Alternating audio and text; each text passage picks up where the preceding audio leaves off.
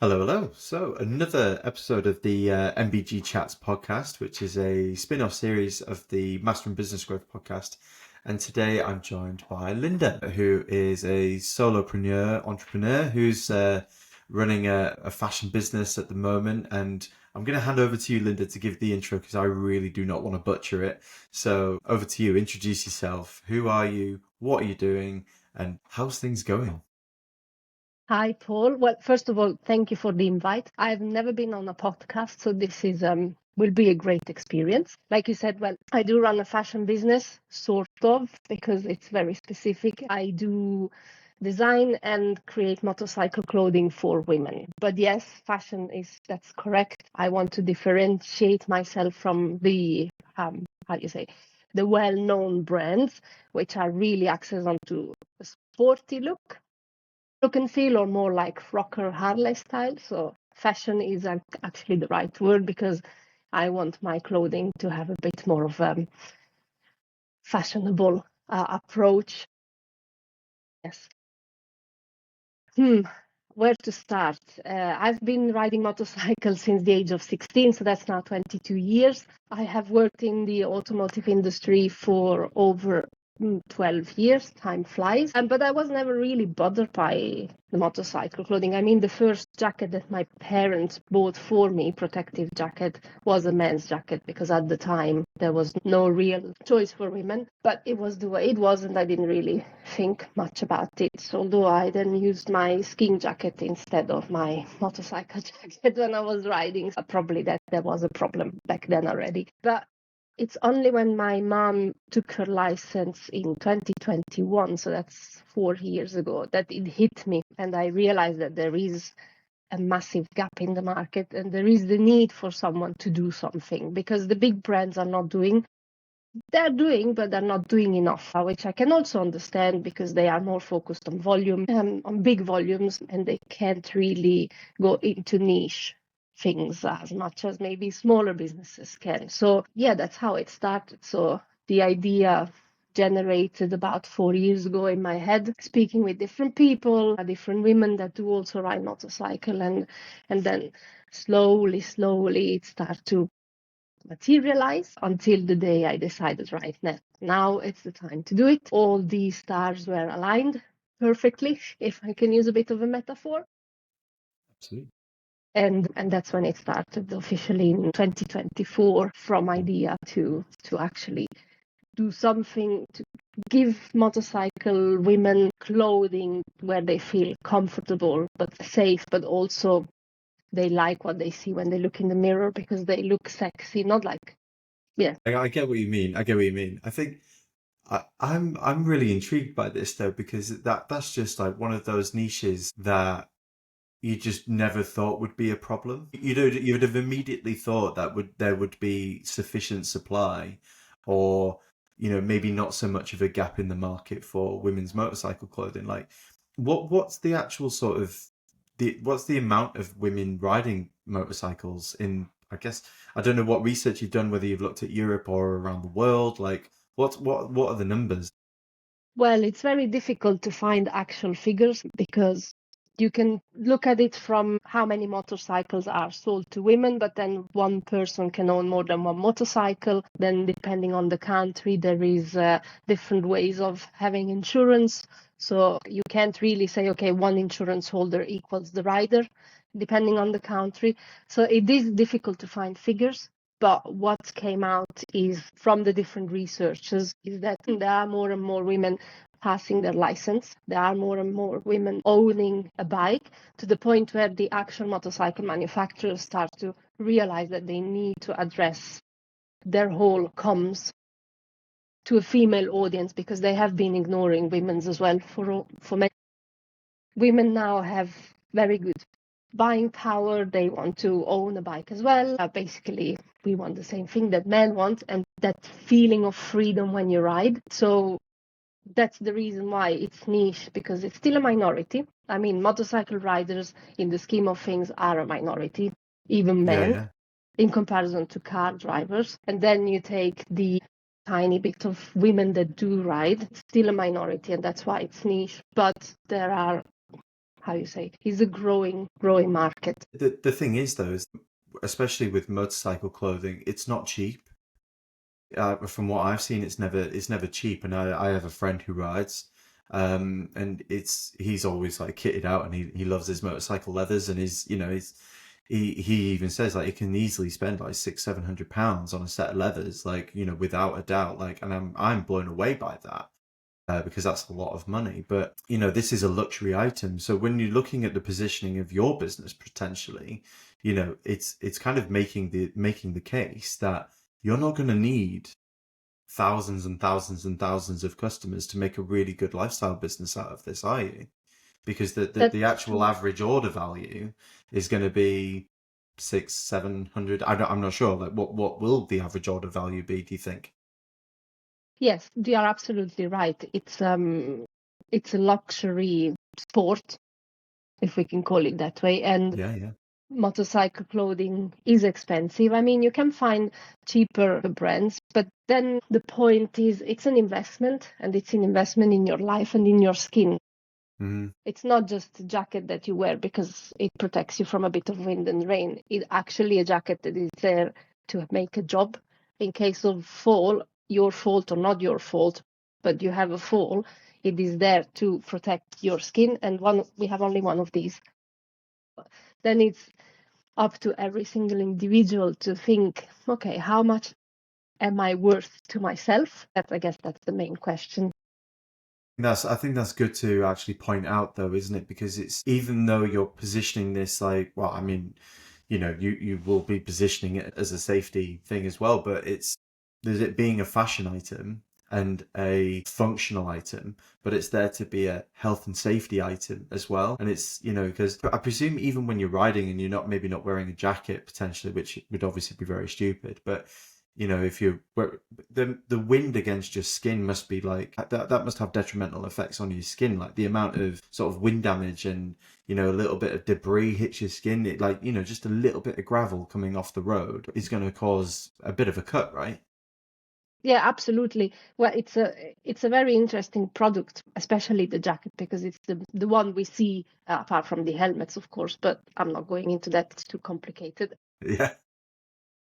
But yeah, it is fashionable. I mean, in order to ride good, you need to feel good with what you wear, and you need to be comfortable. The problem with what's at the moment on the market, or most of the thing on the market, is that it's not fit for women's body, because it's men's collection that has slightly been adapted to female bodies, but we are really, really different.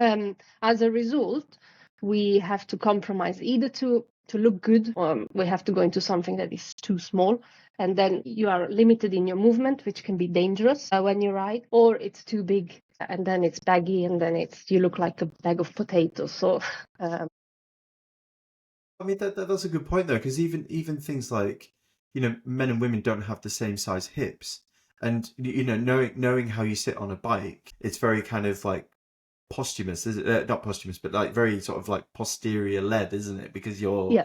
you've got a curved back a lot of the time, and like so when you push back, your hips are going to widen clearly, aren't they? So then if you've not got enough stretch, they're just not built for you, are they? No, they are not. And the ones that are sort of made for women, they are made to look good when you stand still. So they're very short, or too short, let's say. They just come at the belt line. But means when you actually sit on a bike, and then depending on the bike, you lean more forward than others. But the result is that it lifts, and half of your back gets uncovered, and then you have this breeze going through, and yeah, and then you have all sorts of other things, Yeah. issues that will tag along.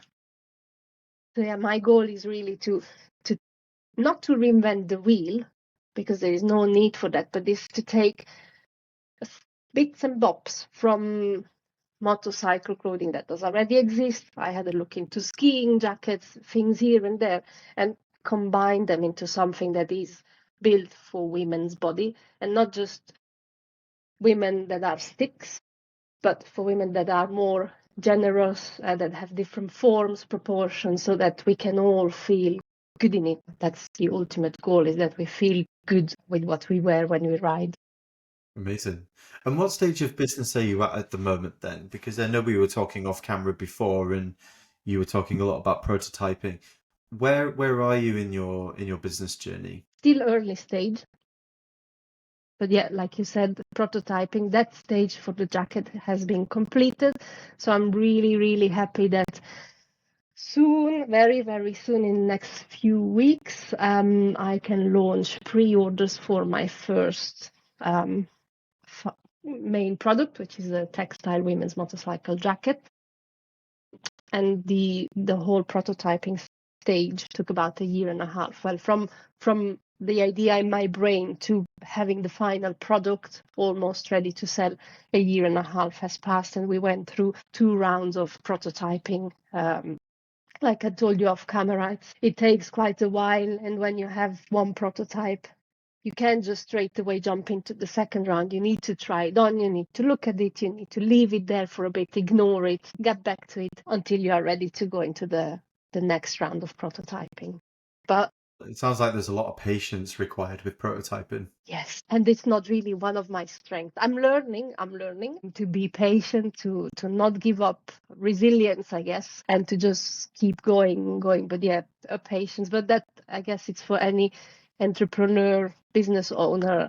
Patience is one of those things you have to learn to deal with, unless you're from nature a patient person. This is your first business that you own, isn't it? Like, so you've previously been in corporate jobs and sales and things like that, and this is the first foray into entrepreneurship, I'm presuming, just based on what we've already discussed.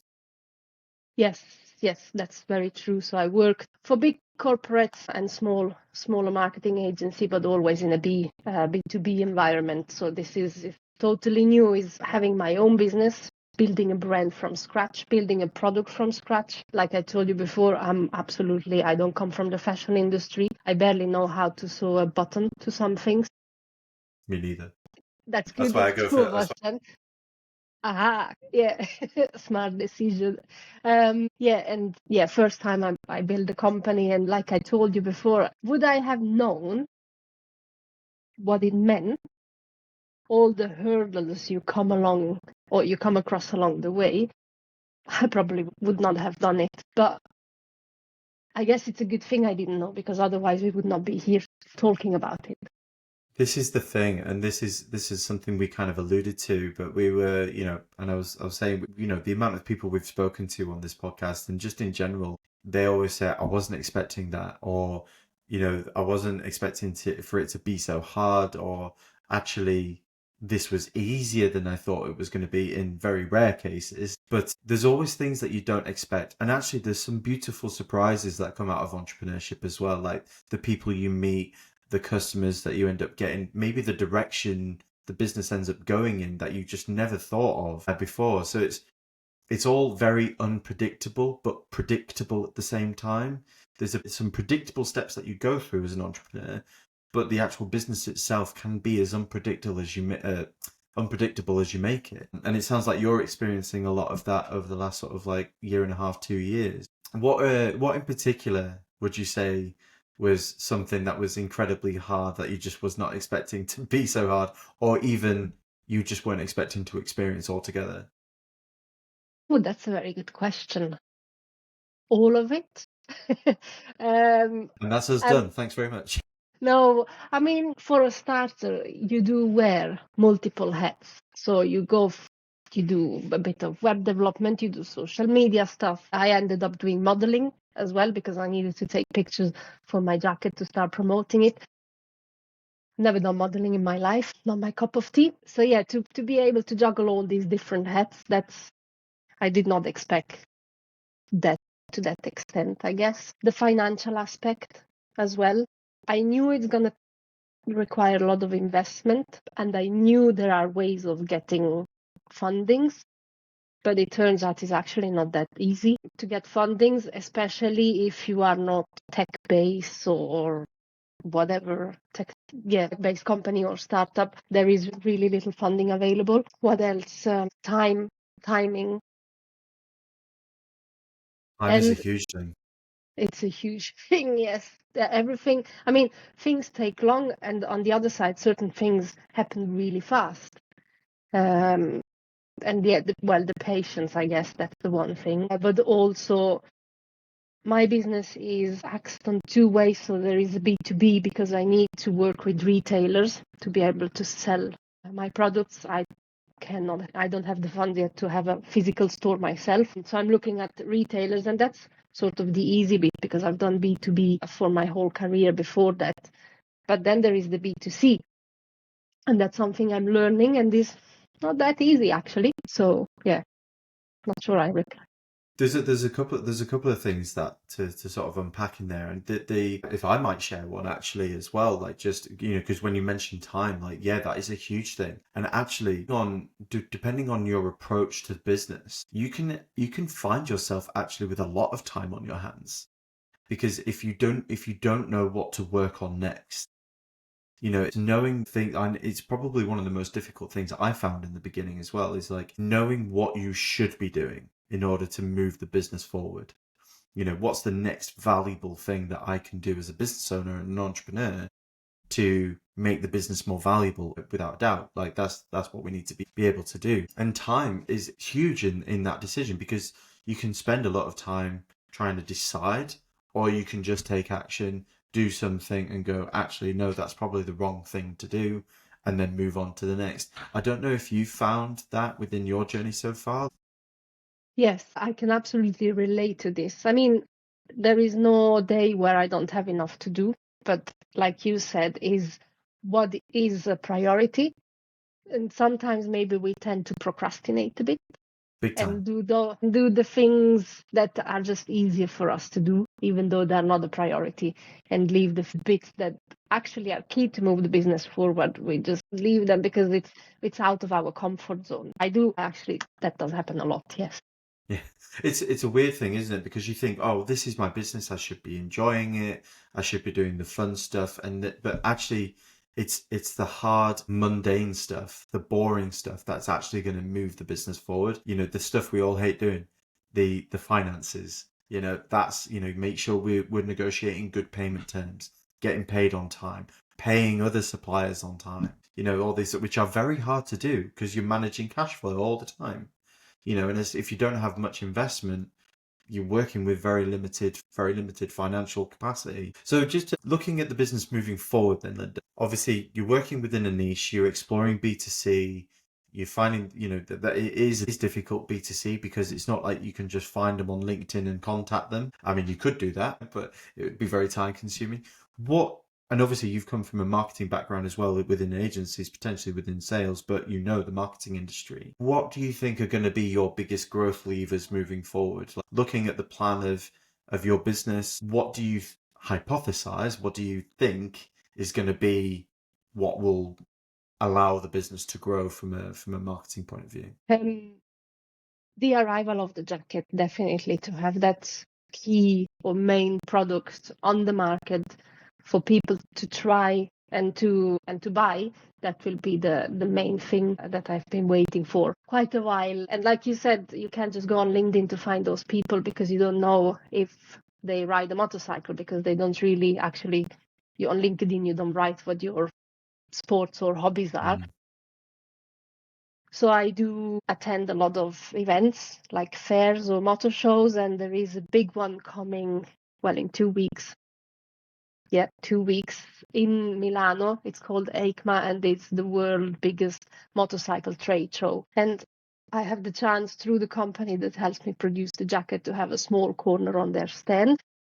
So that's a big thing, super exciting. But I have gone through smaller events also during this summer, because they're mainly during the summer. One in the UK, Woman in Moto. It's a sort of a 2 days event. And that's really good to put the brand out there, to put my face out there, and to start engaging with potential customers. And the feedback I had from those ladies who approached me is just great. So yeah, that's the way So I approach literally it. infiltrating these communities through trade shows and networking is going Yes. to be the biggest. And do you think that that's going to be? I mean, that's clearly going to be an incredible growth lever for your business, because They're going to be able to touch and feel the product, try it on. You can speak to them, get real-time feedback. Like that's going to be invaluable to you. But moving past that, are you even looking at that far ahead, or are you just literally focused on just getting this initial batch of jackets out? A bit of both. No, there is a vision of where I want to be, and I want to be able to have a full collection, including trousers, gloves, different type of jackets for different seasonality, and maybe different color, different patterns, different materials. So there is a lot to do, but I just take it in stages at the moment because, like you said, time is a big thing, but also fundings, and it does cost a lot of money to come up with a new product. So before I can enter the next stage or develop the next product, I need to sort of get the finances back to a place where I can take on the next project. Amazing. Talk to me about competitors. This is quite niche. Like you say, some of the companies that make male attire, they do a female version as well. But is there anybody else like you in the world? Is there anybody doing like female only motorcycle gear? Yes, there is. There is. I'm not the only one, but it's not many of us. So there is a company in Australia. She does export to Europe as well. There is a company in the UK. She has been going for 10 years, if I'm not mistaken. And there is a company in France. So there is not many of us, like one hand. But that's incredible, like as a litmus test for a niche, though, isn't it? Because if you found out that you were the only one in the world doing this, that would be both either really scary and going, there's a reason why that doesn't exist, or has no one actually thought of this? And that's a real battle. Yes, no, that's true. I think the fact that there are a few others that are catering essentially for women is good because it means they have been going for a while, so it means that it can work and they have succeeded and there is room for someone else, because when you are on like different Facebook groups or forums, it comes always back women that complain that there is not enough gear for us out there. So it means that either these existing brands are not well known enough, or that there is still more room to sort of make everyone happy. Or that's impossible, but more people happy. And like, I usually take the example of food shops, grocery stores. Like, in the UK it's a bit similar, but in Switzerland usually, that's where I come from, where there is one brand of grocery shop. Next door there is the other one. So where there is a Tesco, there is usually a Morrison's, because they do complement each other somehow and they do support each other's sales volume. So I think for me it's the same. Yes, I'm an extra competitor to these existing brands, and yes, they are a competitor to me, but I think we will differentiate each other in terms of style and pricing, but also we are here to support each other indirectly. I'm so glad you said that. I'm really, really glad you said that, because that was going to be my next point, is that even as a marketing agency myself as well, like, actually there's loads and loads and loads of marketing agencies. But actually the way that we all work together best is when we do exactly that, is when we work together. And there's like, there's different disciplines, and yes, we're all competitors in some fashion, but when we partner and we complement and put the client first, that's when success really happens. It's almost like, I imagine it'll be the same for you, because they might be in France, Australia, the UK, wherever, but there'll be opportunities to potentially partner, share information, share a mission as well. Like, I think you can use that as leverage of the partnership, can't you? Absolutely, yes. I mean, I don't know if they are open to it, but I am. Oh, yeah. And we are all different, like even you said for your marketing agency. One key difference, I guess, between one and the other is the people. Mm. And we are not all liked by our clients in the same way. So it means if someone doesn't like me or my approach, they can go to my competitor or the other way around. So that's absolutely fine. So yeah, we do the same thing, or we offer the same type of product, but what makes us different is who is behind the brand and the actual style. And probably a few other bits. Yeah, I completely agree, and I think that that's a real upward trend at the moment in product-based businesses. It's not just about the product anymore; it's about who's selling the product, and can they look at you, and can they know, like, and trust you, and believe you. And the fact that obviously you're a female rider as well, you're coming from experience, just adds to credibility as well. So I think that's incredible. Just coming back to the sort of entrepreneurial journey of waves, what's one thing that you experienced, like a real sort of that you just was not expecting to happen, and it can be good or bad. I think because the reason I asked that question is because I think we glamorize entrepreneurship a lot, and I think rightly so, because it is incredible when you start doing it, and for great reasons and bad reasons as well. But for you personally, like, what's one story that's happened to you over the last 12 to 18 months where you've just gone, I just would not have expected this, but I'm really glad it happened? Very good question. I have a few. So one, it's not exactly something specific that happened, is more something that I experience almost on a daily basis. And I call it the emotional roller coaster, because you go through good and bad patches. So you have these ups and downs. But when it's your own business, the ups are really high, the downs are really low. When you just work for someone, yes, you do have good days, bad days. You lose clients, you win clients, but it's never the same. And what I definitely did not expect is this emotional up and down that you go through as an entrepreneur. It blew my mind. And at the beginning, I didn't know what it was. So I was a bit like, what's happening to me?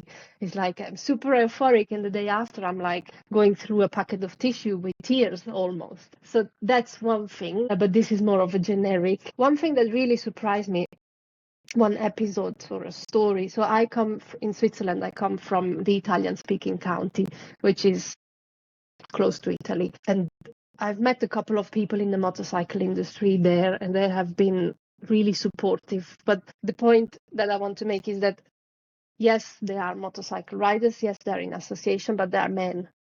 And that really surprised me, the support that I'm getting from the male community in Ticino, which is the county I'm from. I did absolutely not expect that. Like, they are pushing me, they are promoting me, they are helping me, they are seeing how I can help to get more women on board. That has just been amazing. I think that's incredible, though. Like, that just shows the power of community and where you're from. Like, they want to see you succeed. I think, the emotional roller coaster as well, I think, is a really good point. I think, it's just everything is elevated, isn't it? Where the joys and the highs and the lows are elevated as well. It's how and I'm glad you said a pack of tissues. For me, it's usually a packet of chocolate. So, to get me through. But no, Linda, this has been fantastic. I think you've highlighted some really important points, and I'm really excited about your brand, because I think you're lovely, and you're doing something actually that there aren't a lot of people in the world doing. So I'm really rooting for you, because I think there's a market, clearly an underserved market, and you were part of that market, clearly. So I'm really rooting for you, and I hope you do really, really well. Thank you so much. Where can people find you, and where can they look at, if they're listening to this and they're a female rider as well, and they're thinking, I need this jacket. Where can they go to pre-order, and when can they pre-order? And where can they connect with you as well? Yeah. So people can go on my website, ljmotofashion.com, and once pre-order are open, they will be available. For now, ladies who are interested in being pre-ordered, they can subscribe to the newsletter so that they will be informed when pre-orders officially open. Otherwise, I'm on Instagram, or my brand is on Instagram, LJ the minus underneath Moto Fashion, or on LinkedIn as well, Linda Belvedere, my name. So yeah. And Excellent. if anyone has questions or want to even have some great ideas of what they're missing in motorcycle clothing, just reach out. I'm always happy to get more insight, because it's not just my brand, it's our brand, and we are building this together with the community. So yes. Linda, thank you so much for joining me. I've really enjoyed that conversation. Like I say, I'm really rooting for you, because I think it sounds like an incredible brand with a really underserved market there. So all the best of luck. Well, thank you, Paul, for the opportunity, and it was lovely to, meeting you. Thank you. Cheers. All the best. Thank you. Bye.